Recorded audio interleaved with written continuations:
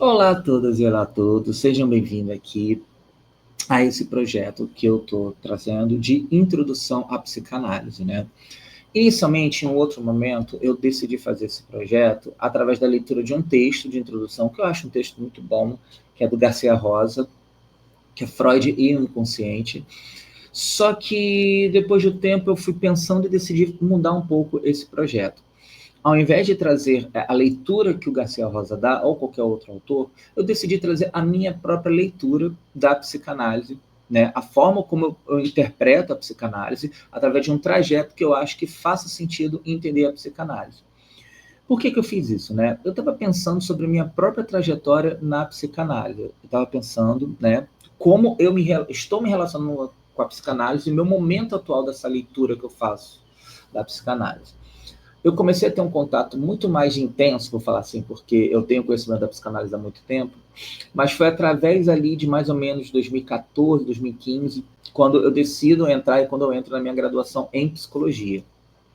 Por ter entrado nessa graduação com uma idade, vou falar assim, um pouco mais avançada que normalmente as pessoas entram, eu tinha por volta de 35 anos, e por toda a leitura que eu vinha fazendo antes, eu considero que eu entrei com uma certa maturidade acadêmica que normalmente as pessoas não têm, né? Algumas têm, outras não. E dentro dessa maturidade acadêmica, eu entrei na graduação em psicologia já com a psicanálise no meu horizonte, né? Já trazendo leituras de psicanálise, o objetivo de atuar na psicanálise, né? Aquilo que o estudante de psicologia entra tentando se descobrir, eu de uma certa forma já tinha esse conhecimento. Já fazia leitura de alguns textos de Freud, né? Todo dinheirinho que sobrava, eu comprava um exemplar, né? Um capítulo dessa versão que está aqui atrás da Companhia das Letras, das obras completas de Freud, né? Inclusive já tem ela basicamente completa, só está faltando o 20, que é um índice de expressões lá, um dia eu vou comprar, que é o último capítulo, mas consegui chegar ao final dela. E também eu fazia leituras de outros autores, né, ali que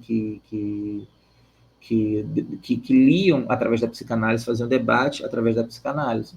Por exemplo, o livro O Tempo e o Cão, ou O Cão em Tempo, eu sempre confundo a ordem, da Maria Rita Kell, que foi um livro que eu li lá no comecinho, um pouquinho antes de entrar, de começar a fazer as matérias, eu já estava lendo O Tempo e o Cão.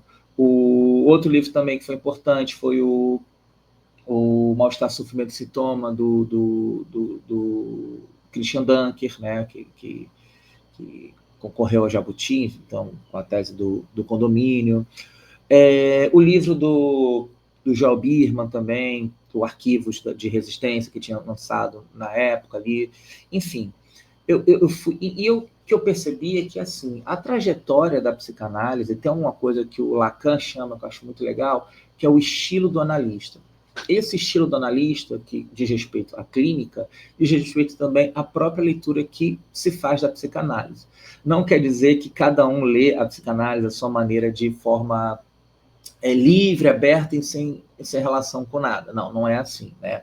A gente vai entrar em contato com os textos clássicos, seja de Freud, Lacan, Winnicott, Klein, Ferenczi, enfim, com esses textos clássicos, com outros textos também de leituras que fazem de diversos autores em psicanálise. A gente vai escutar aula, vai vai assistir palestras falando sobre psicanálise, vai ver filmes e começar a fazer leituras, interpretações possíveis que outras pessoas dão.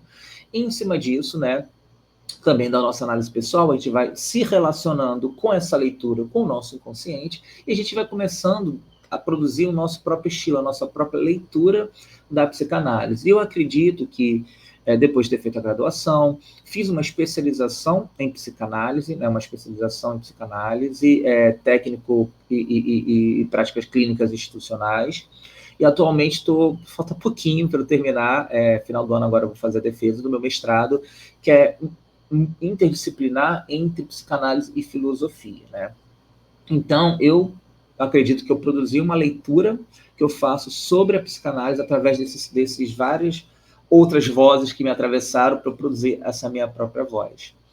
E para começar, eu vou começar por aquilo que eu vou chamar de a descoberta do inconsciente. Por quê? Porque o inconsciente é o material, é o objeto de estudo da psicanálise. O que a psicanálise faz é estudar o inconsciente, é entender o inconsciente, como ele funciona, as suas relações e formas de lidar com ele, né? A prática clínica está totalmente relacionada ao inconsciente. E quando a gente fala de inconsciente, está falando do inconsciente freudiano, porque a própria leitura que se faz de que existe um inconsciente, né? Existe alguém para algo para além da consciência, isso se faz na filosofia há muito tempo. Só para citar um exemplo, tem o Leibniz, acho que é assim que fala o nome dele, que é um filósofo alemão que pensava a filosofia junto com a matemática, mas ele tem um conceito ali de uma sombra que fica por trás da luz, que a luz que ilumina um objeto é uma sombra, essa sombra é algo da ordem da inconsciência. O próprio Nietzsche também trabalha com um certo conceito de algo que é inconsciente, né? E muitos outros autores, né? Bergson, por exemplo, também, que eu estou lendo agora. Mas isso não é a mesma coisa que o inconsciente que o Freud vai trabalhar. Eu gosto de pensar que o Freud ele descobre esse inconsciente, porque esse consciente ele estava lá, né? Sempre está, né? Está o tempo todo ali agindo na gente. E o que o Freud faz é desenvolver um saber, técnicas e formas de poder tentar dar uma leitura para esse consciente, tentar fazer com que a gente consiga ter acesso ao seu consciente. Por isso que eu falo da descoberta do inconsciente, né? E para começar essa reflexão, eu vou começar com uma pergunta, né? Uma pergunta, talvez, estou brincando aqui falando que pode ser uma influência da filosofia, mas uma pergunta que atravessa a humanidade há muito tempo, principalmente a partir dessa passagem, essa saída da Idade Média para a entrada na modernidade, pelo Renascimento, né? Quando a questão da individualidade fica mais forte, a pergunta é: quem sou eu, né? Responder essa pergunta, quem sou eu, ela tem diversas implicações. E uma pessoa, principalmente nesse período que eu estou colocando ali, da passagem da Idade Média, que é fundamental para a resposta dessa pergunta e fundamental para a produção, né, de uma subjetividade que eu vou chamar aqui de moderna, apesar da história dividir modernidade, contemporaneidade, eu estou chamando de sujeito moderno, que somos nós, essa figura que eu estou trazendo aqui é a figura que vem no século XVII, do René Descartes, né?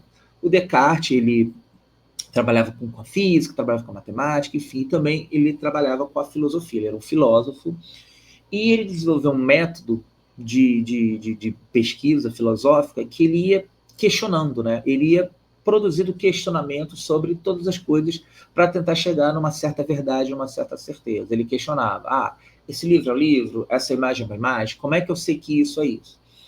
E esses questionamentos não davam para ele a certeza de que a resposta era igual ao seria o que a essa verdade, né?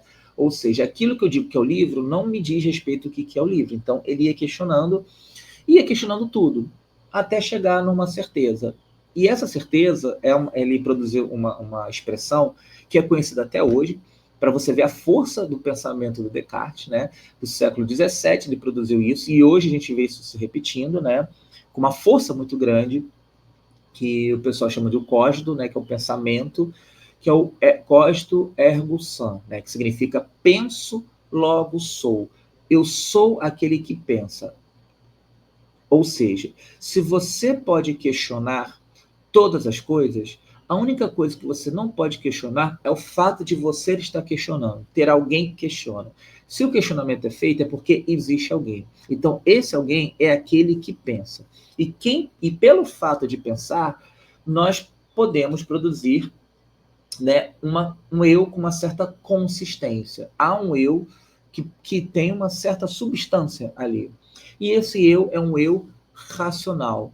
Ou seja, o Descartes ele é um nome muito grande nesse movimento do racionalismo, e esse racionalismo do Descartes está ligado à noção de consciência. É a consciência, a capacidade humana de perceber, de agir, né, de pensar, que está ligado à racionalidade, e esse eu, como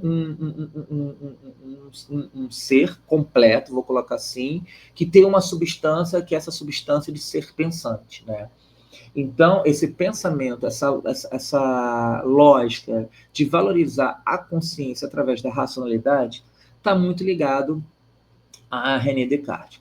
Após Descartes, muitos outros também fizeram questionamento do que quem é o eu, né? O que é esse eu, se esse eu ele é da racionalidade, etc. e tal, até que ali no final do século XIX e no início do XX, né, surgiu uma outra figura que é Sigmund Freud.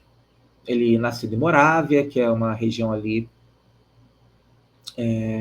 se eu não me engano, da Áustria-Hungria, que na época era Império Austro-Húngaro, hoje é a Áustria, mas ele vai se mudar muito cedo, né, por conta de questões familiares. O pai dele ele é um comerciante, então ele tem uma dívida por causa do tio do Freud, enfim, eles acabam se mudando para Viena, uma família de judeus, tá? O pai dele era muito ligado à religião judaica, né? E isso vai produzir um efeito no Freud, né? Mais para frente. E eles se mudam para Viena, né? Ali, capital do Império Austro-Húngaro, que a gente conhece hoje como a Áustria. E ali em Viena, ele vai começar a produzir um pensamento que não valoriza essa racionalidade. Se a gente tem esse cogito do Descartes, a gente pode falar que temos uma frase, né, como se fosse um cogito que é do Freud.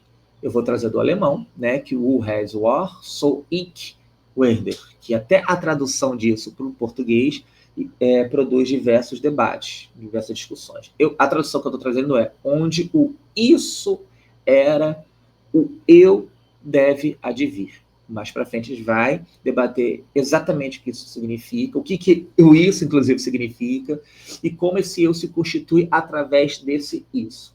Ou seja, o eu ele não surge, como no pensamento de Descartes, através da sua capacidade de racionalidade, de pensamento. Ele surge através desse isso, que é esse local de irracionalidade, esse local onde as pulsões, que é outro conceito que a gente vai trabalhar mais para frente, estão ali agindo. Então, o eu, ele já não é mais uma unidade. Ele e isso é uma novidade que o Freud vai trazer, ele é dividido, ele é separado entre a sua parte consciente e sua parte inconsciente.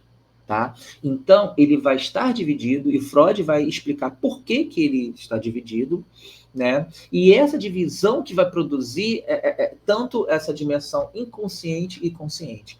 Há certos eventos que ocorrem na formação desse sujeito, lá no começo, né, do bebezinho, que vai produzir essa separação entre a consciência e inconsciente.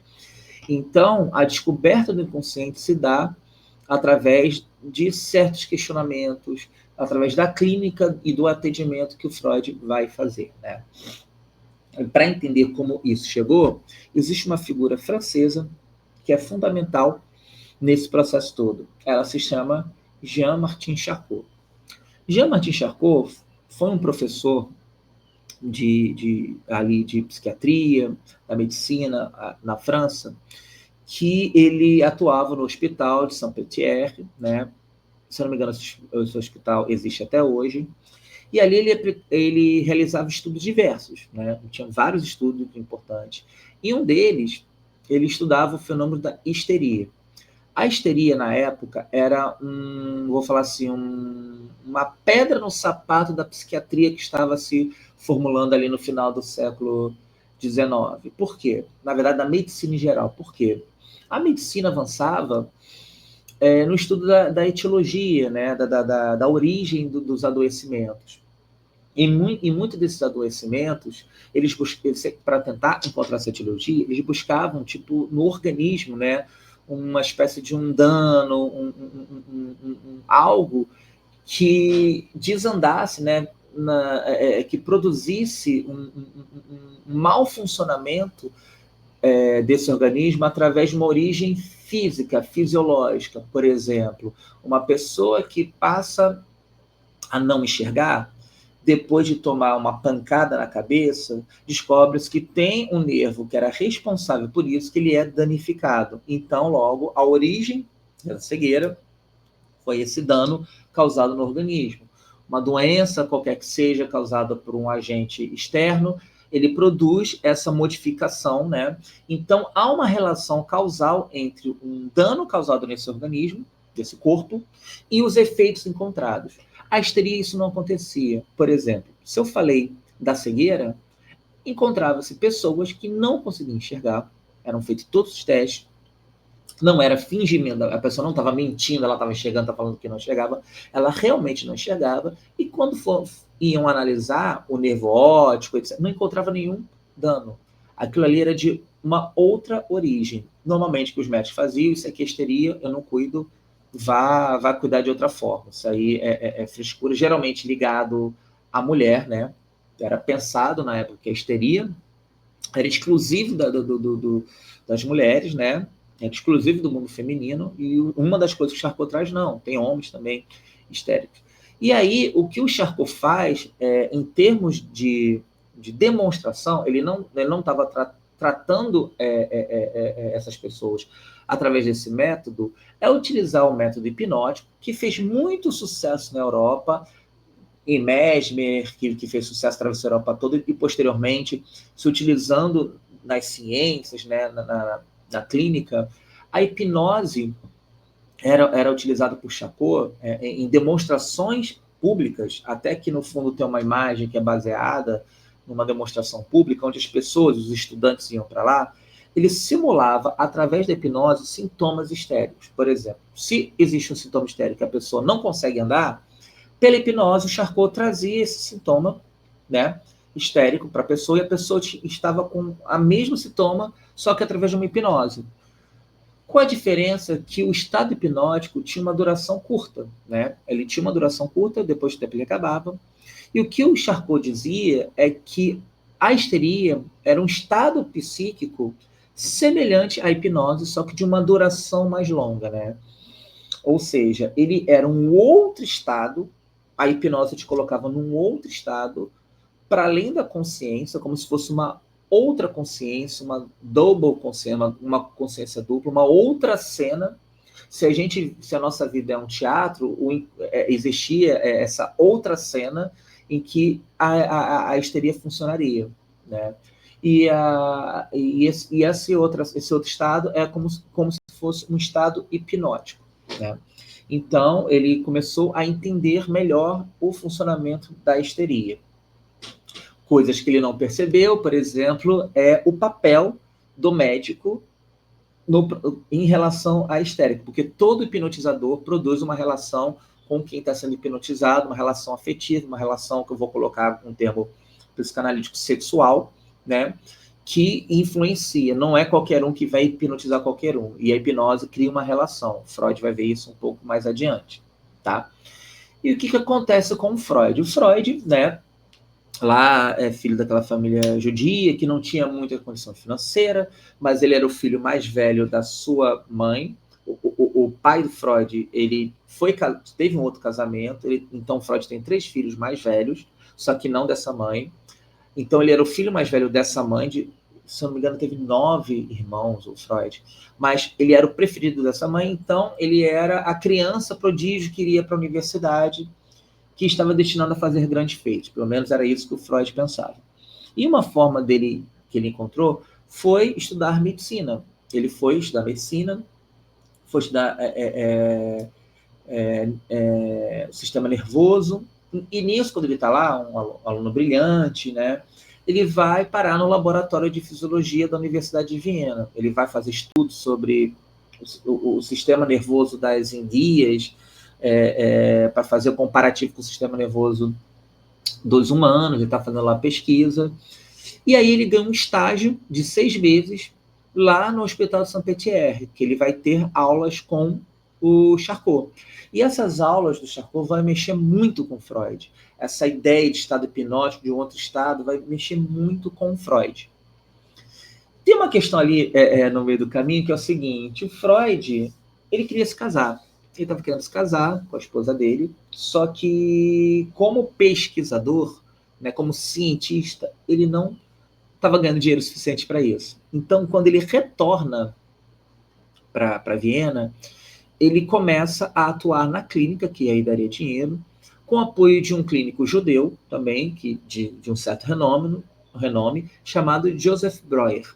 O Joseph Breuer traz o Freud para perto dele, ajuda com pacientes, etc. e tal, dá uma ajuda financeira, e o Freud começa a se dedicar mais à clínica, né?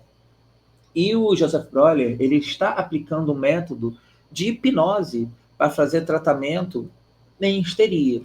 Uma personagem muito importante na história da filosofia é Anna O, que é um pseudônimo dado para Berta Pappenheim, que foi uma paciente em que o Breuer utilizou esse método hipnótico para fazer o tratamento da histeria e teve resultados extremamente positivos na remissão, na diminuição dos sintomas histéricos.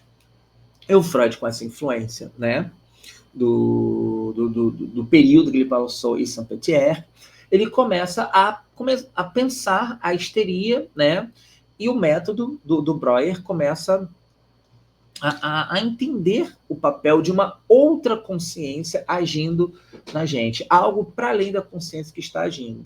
Nesse contexto, né, o Freud aí escrevendo vários artigos, né, tem outros artigos antes dessa data, mas um texto que é muito importante é o estudo sobre histeria, que ele tem essas duas datas porque ele é completado em 1895. Nesse estudo sobre histeria, ele é um texto que é dividido com Joseph Breuer, ele tem essa dupla autoria, mas, de certa forma, Joseph Breuer já não queria muito mais saber disso. Foi uma iniciativa muito maior do Freud. Ele tem, né, ali no texto as observações técnicas da explicação que o Freud vai fazer sobre o funcionamento da histeria, por que a histeria ocorre, né? E, além disso, no coração desse livro vão ter diversos casos clínicos, do qual ele vai utilizar essa teoria dele sobre a histeria, né? Ana Ota lá dentro, tem a Elizabeth, tem outros casos lá, e no final tem a conclusão que ele faz, né? E como ele vai entender essa histeria. Ele vai começar a pensar que há uma defesa psíquica em relação a certos conteúdos. Essa defesa vai manter esses conteúdos fora da consciência, né? Ou seja, uma forma de censura por parte do eu ou ego, isso vai depender da tradução que você for encontrar. Alguns vão usar o ego por conta da tradução da Imago, que foi uma tradução feita da versão de língua inglesa, das obras completas de Freud, decidiram usar o ego. Eu prefiro usar o eu, mas é a mesma coisa, ego e eu. Então, uma forma de censura por parte do eu, do paciente, a ideias que ele consideram ameaçadoras, né? Existem ideias que o seu não quer lidar, então há um mecanismo de defesa que vai colocar ele fora da consciência, seja através, por exemplo, do esquecimento. Esquecimento é uma forma de você deixar fora da consciência. Para trazer alguns casos clínicos aqui, é muito comum em pessoas que passam por processos depressivos ou processo de grande tensão, esquecimento. Como se... eu não lembro muitas coisas que aconteceram naquele período, eu agia de forma muito automática, eu não percebi certas coisas. É comum que esse esquecimento aconteça. Então, a ideia de defesa que o Freud coloca está relacionado a isso. Ele fica colocado fora da consciência. E é interessante que colocado fora da consciência e não excluído da psique. Quer dizer, esse conteúdo ele permanece, mas ele não é acessível à consciência. E o elemento que o Freud observa, e isso vai causar um rebuliço, isso vai afastar ele da leitura que o Charcot tem e que o Breuer também tem, é a importância do componente sexual dentro desses quadros, dessas ideias ameaçadoras. Ele vai perceber que, nos casos que ele está atendendo, o componente sexual aparece o tempo todo. Beleza? E aí, a gente tem a teoria do trauma de Charcot, que ele vai falar que pessoas que têm talvez uma predisposição ou não, uma certa situação traumática vai provocar um trauma nessa psique que vai disparar esse estado hipnótico de duração, né? Enquanto a hipnose, né, você simula ali pela relação, essa trauma seria o causador desse estado hipnótico de duração. Então, esse trauma está relacionado com esse estado hipnótico de duração. O Freud, ele vai herdar essa ideia de trauma. E ele vai começar a pensar em eventos traumáticos que ocorreram na vida dessa pessoa, principalmente na infância. Como ele está vendo a presença, né, muito grande desse conteúdo sexual, esse trauma está relacionado a um conteúdo sexual, ou seja, um trauma de abuso infantil, e ele começa a perceber que tem uma coisa estranha. Será se realmente todos os pais, todos os cuidadores produziram traumas de origem sexual nessas pessoas? Então, essa teoria do trauma como um fato necessariamente real acontecendo na vida da pessoa, ela vai dar lugar a uma outra teoria, que na verdade ela não substitui, mas complementa, que é a teoria da fantasia. A fantasia vai surgir como uma forma de lidar com essa experiência traumática. Ou seja, não quer dizer que o trauma não ocorra, mas aquilo que chega na clínica diz respeito à fantasia que esse paciente cria para poder lidar com essa situação traumática. Então, a fantasia vai ser fundamental, né? A gente vai falar isso um pouco mais adiante em outros momentos. Então, quando ele traz essa dimensão da fantasia, ele consegue ter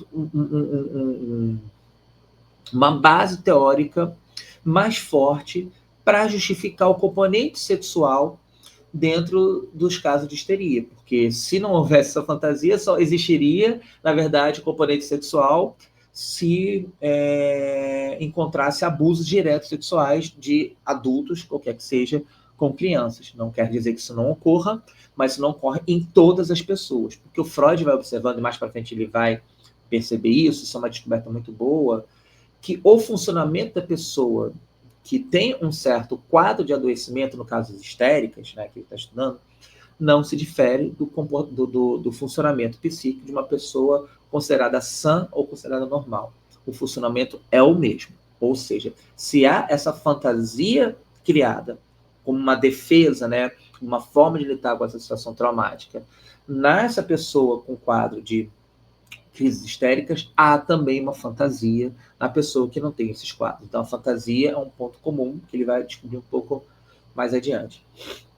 Então, a defesa, existem várias defesas, né, que se faz. A resistência, né, contra pensamentos de natureza aflitiva, que desperta emoções vergonhosas, ou um pensamento de autocensura que você faz sobre si mesmo, a censura que você faz sobre si mesmo, e eventos que produzem uma dor psíquica, falecimento de alguém, né, um evento muito forte, traumático, isso vai produzir uma resistência a esses pensamentos, que é uma forma de defesa.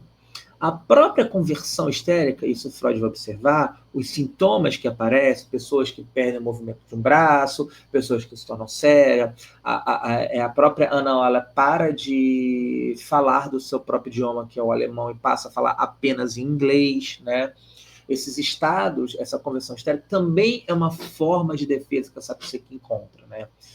E isso faz uma diferença muito grande no método que era aplicado pelo Breuer, que é o de abreação, que quer dizer o seguinte: o Breuer entendia, assim como a tese do Charcot, que se há um fato, né, traumático que produziu uma defesa, e aí essa defesa produz essa separação entre o inconsciente e o consciente, e isso produz um conflito, e esse conflito vai produzir esse sintoma.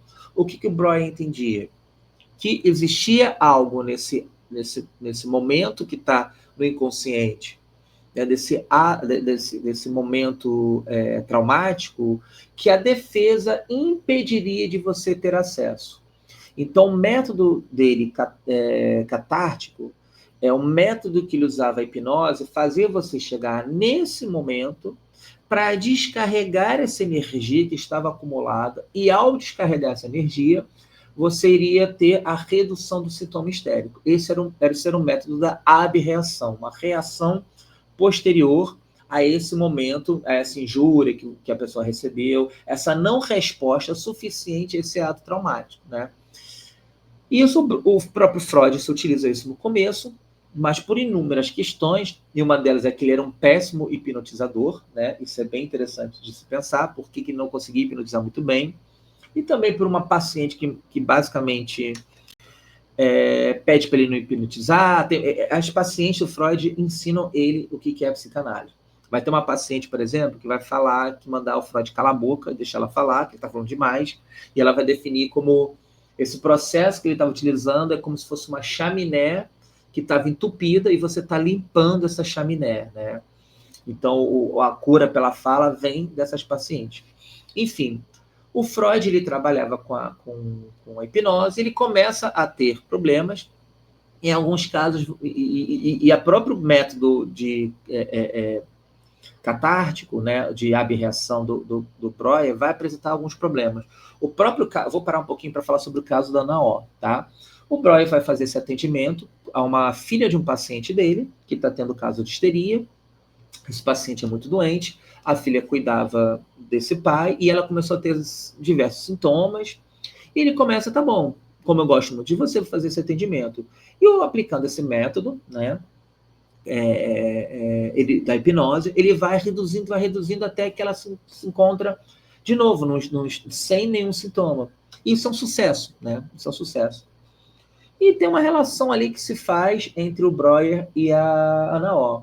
O Breuer chega em casa com a esposa, só fala da Ana O, porque a Ana O para lá, a Ana O para cá, a esposa começa a ter um certo ciúme, só fala de trabalho, só fala dela, etc. e tal. E no meio do caminho, a esposa do Breuer tem o interesse de ter um filho com o Breuer, e essa questão fica sendo atravessada ali, né?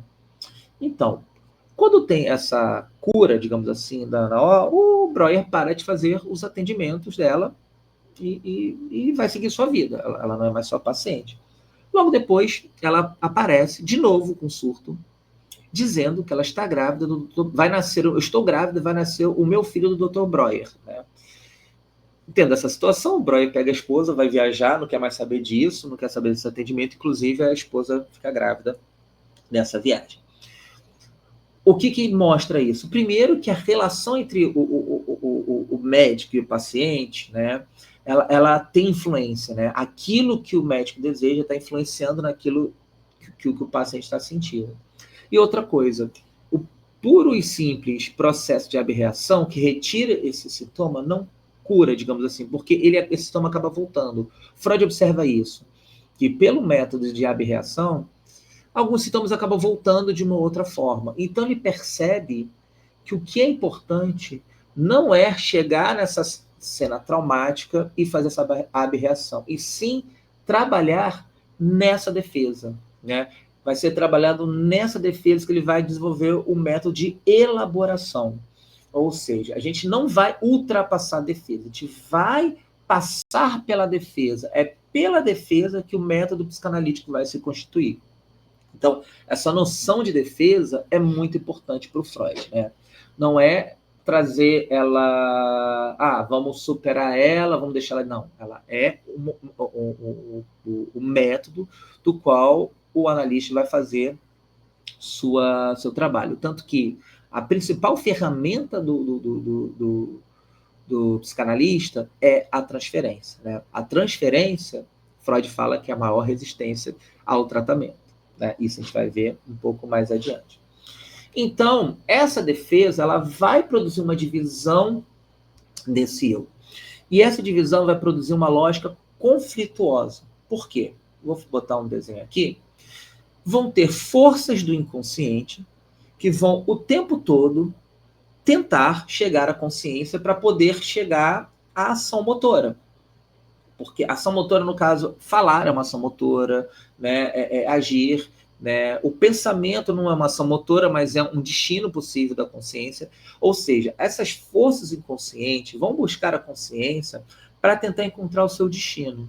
Ao mesmo tempo, diversas forças na consciência vão tentar evitar que determinados elementos que estão inconscientes, porque são desagradáveis, porque causam vergonha, porque causam dor psíquica, como eu falei lá, esse movimento de autocensura vai estar agindo o tempo todo para que esse elemento inconsciente não venha à consciência. E nessa disputa, né, nessa disputa em que o eu está agindo, que essa consciência está agindo, ela está meio que ganhando, ele não ganha o tempo todo. Existem falhas nesse processo que esses elementos inconscientes aparecem. Os sintomas é um deles. Os atos falhos, aquilo que a gente está falando e troca uma palavra para outra, e quando a gente troca essa palavra, carrega um outro sentido por trás dessa palavra que não era o sentido que você queria dizer, é uma forma que o inconsciente encontrou de burlar essa barreira e chegar a chegar à consciência. Tudo isso porque nós somos seres de linguagem.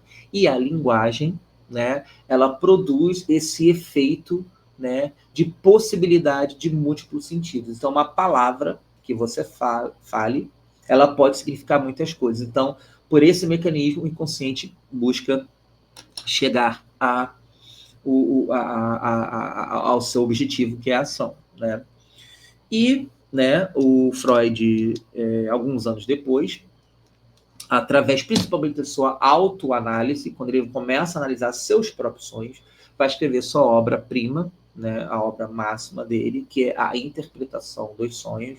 Na tradução da Autêntica, que está sendo agora uma tradução linda, um livro maravilhoso, é a interpretação do sonho, porque ele entende que só pode interpretar um sonho por vez, existem discussões sobre isso. Ele vai trazer como o sonho é uma forma que o inconsciente encontrou de burlar essa defesa da consciência para tentar atingir, né, a consciência. Por isso que ele vai falar que o sonho é a via régia, a principal via para a gente ter acesso a esse conteúdo inconsciente. Beleza? Por hoje, como uma introdução, é só, ok? Muito obrigado a todos. Na próxima aula, eu pretendo falar sobre a entrada do sujeito na linguagem e como isso vai ser importante, né, para entender o inconsciente, a nossa relação com algo que é fundamental, que é o desejo, né, e como isso vai produzir, né, uma relação com algo que a gente não consegue nomear, algo que a gente não consegue dar conta, seja pelas imagens ou seja pelas palavras. Tudo bem? Muito obrigado a todos. Até a próxima.